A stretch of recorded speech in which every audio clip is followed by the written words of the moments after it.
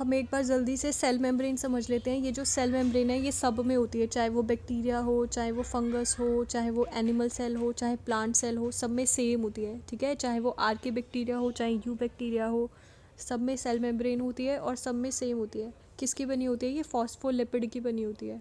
ठीक है, जो फॉस्फोलिपिड है इसमें क्या है? फॉस्फेट ग्रुप है, फॉस्फेट PO4, और लिपिड है। लिपिड जिसको क्या कहते हैं? फैटी एसिड भी कहते हैं, ऑयल भी कहते हैं, ये वही लिपिड है। ठीक है, तो जो ऑयल होता है वो क्या होता है? वाटर के साथ मिक्स नहीं होता, इसलिए इसको क्या कहते हैं? हाइड्रोफोबिक। इसकी जो है टेल होती है और फॉस्फेट का हेड होता है।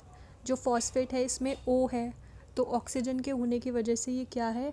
हाइड्रोफिलिक है। ठीक है, हाइड्रोज मतलब जो वाटर है, वाटर लविंग है ये। ठीक है, और क्या क्या होता है इस मेम्ब्रेन के अंदर?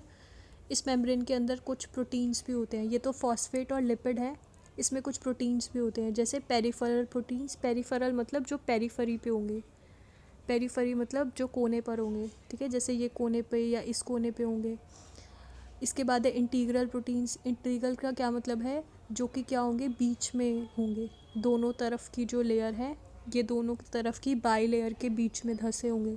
इसके बाद सरफेस प्रोटीन, जो सरफेस पे होंगे, ये अंदर पेरीफेरी पे भी नहीं है, ये बिल्कुल सरफेस पे है। ठीक है, तो ये 3 टाइप के प्रोटीन्स होते हैं। तो ये हमारा जो है नॉर्मल स्ट्रक्चर है। अब हम देखते हैं कि ये आर्की बैक्टीरिया में और बैक्टीरिया में डिफरेंट कैसे होता है। ये जो है ये आर्के बैक्टीरिया है और ये जो है ये बैक्टीरिया है।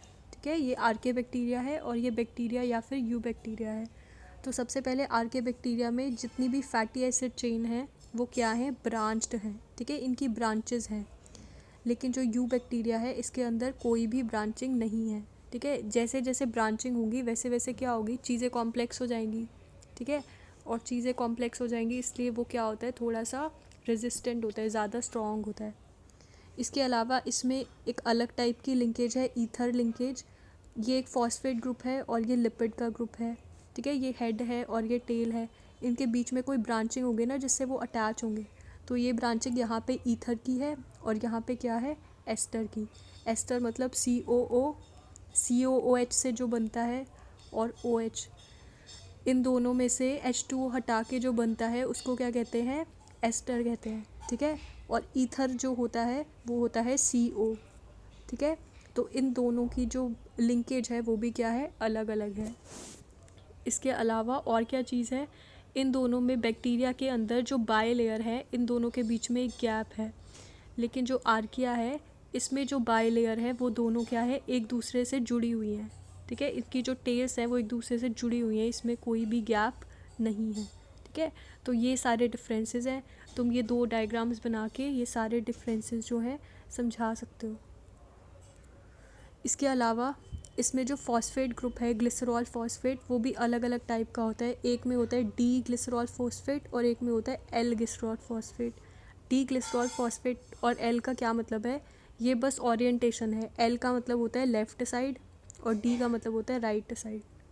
ठीक है, ये हमें उल्टा दिखाया हुआ है। जो एल है वो इस साइड होगा, डी इस साइड होगा। बस तुम्हें नाम याद रखना है कि डी ग्लिसरॉल फॉस्फेट और एल ग्लिसरॉल फॉस्फेट।